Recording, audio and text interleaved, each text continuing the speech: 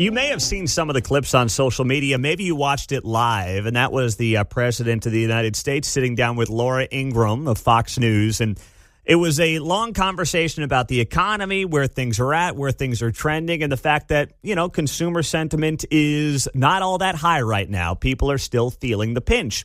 And I'll tell you right now, the Republican Party has to be very, very careful to not make the Joe Biden mistake of trying to convince everybody that everything is great. They should be grateful for the economy that they have. And if they're not, well, they've got it all wrong.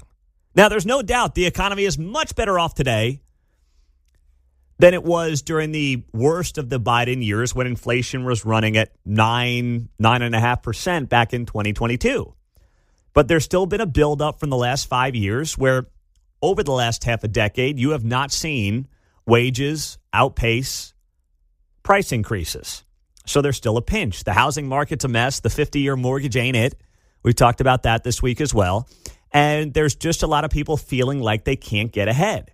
You've got to acknowledge that first, accept that reality, be empathetic to millions of people, and realize that there still is a lot of pain out there.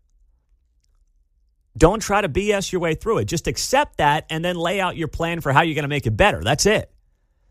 But this clip went viral from the interview last night on Fox, and it was about the issue, and this has always been a hot issue, when it comes to the H1B visa and the program that, of course, allows individuals who are not U.S. citizens to come here, work for U.S. employers temporarily in specialty occupations.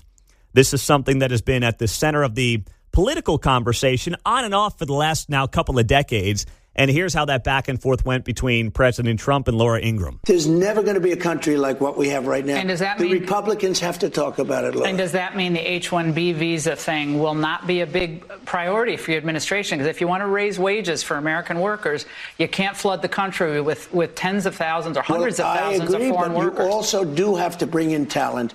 When we have plenty of talented people here. No, you don't. We don't have talented people here? No, you don't have certain talents, and people have to learn. You can't take people off an unemployment line and say, I'm going to put you into a factory where we're going to make missiles, or I'm going to put How did we ever do it before?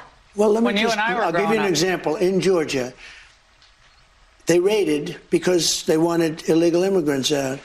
They had people from South Korea that made batteries all their lives. Making batteries are very complicated. It's not an easy thing. It's very dangerous. A lot of explosions, a lot of problems.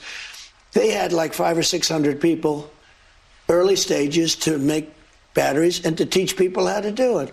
Well, they wanted them to get out of the country.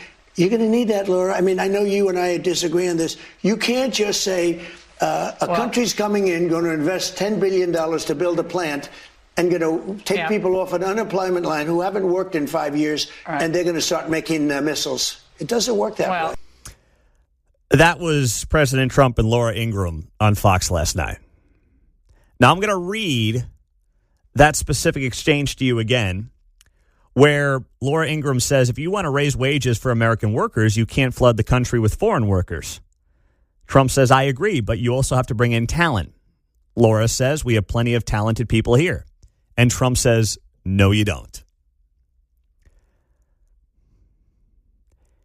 If Joe Biden said that, if Barack Obama said that, I could sit here this morning and take 4 hours of phone calls and talk about nothing else.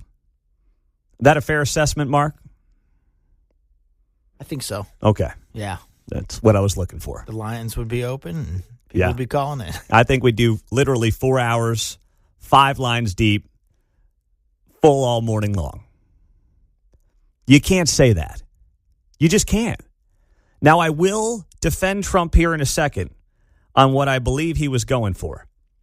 But you can't look at the American worker in the television screen when the host says we have plenty of talented people here and say, no, you don't. You can't say that. I'm sorry. That is an inexcusable comment to make. You can't say it.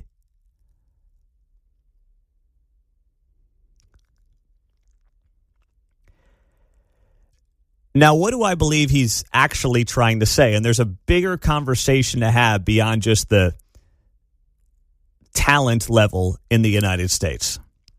What Trump is saying is, in part, I'm trying to get these companies to do business in the United States.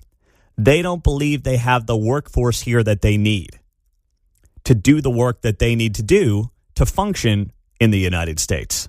That's what he's saying. It's never delivered in a way that is sometimes as succinct and specific as it should be, but that's what he's getting at here. You know, he's talking about a lot of these jobs that are dangerous, that maybe Americans don't want to do, battery plants, things like that, that require some of these people that have these H1B visas to come in and work.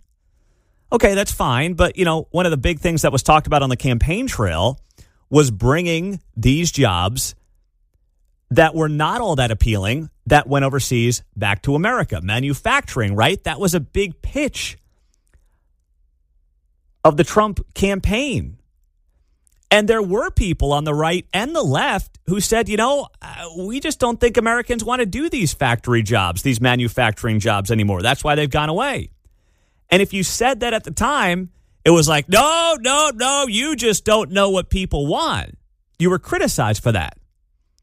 Well, now Trump's come around on that issue. But here's the bigger problem. The education system is broken. We are not training people in the areas where we actually need bodies in the education system. We're not doing it. We need more math. We need more science programs in high school now, more than ever. Same thing with college. And then maybe down the road, we have the workforce that we need. I mean, that's where this all starts.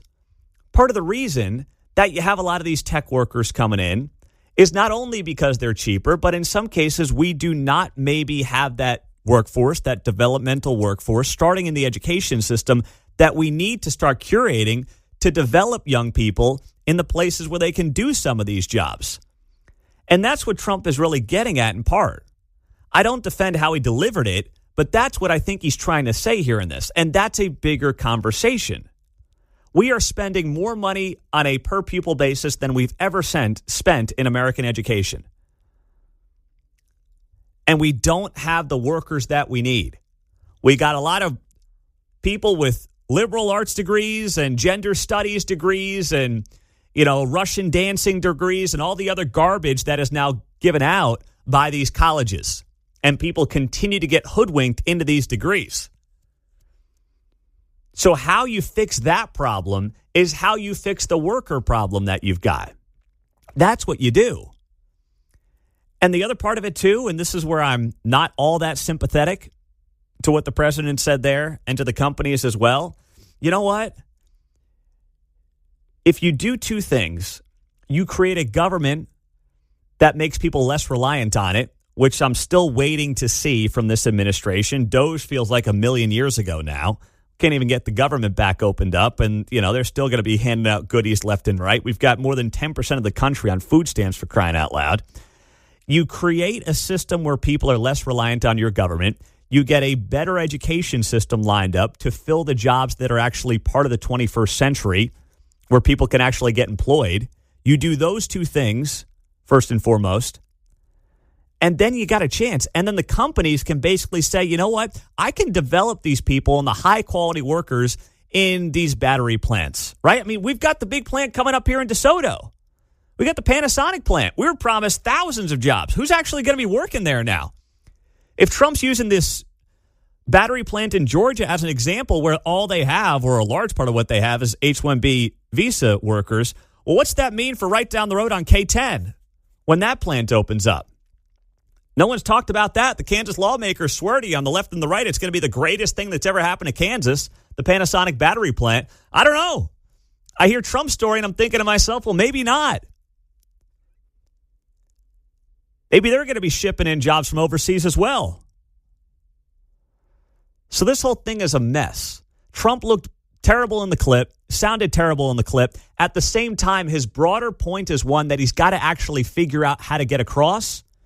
He's got to figure out how to develop that thought, deliver the message, and realize the big picture here is the education system is completely broken.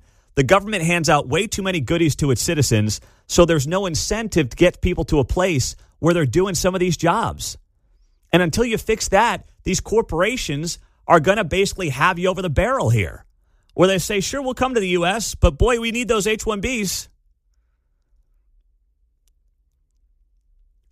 And that is where someone like, I think, J.D. Vance has got to be able to come in and articulate this stuff. Because God bless Trump, but that's not his strong suit.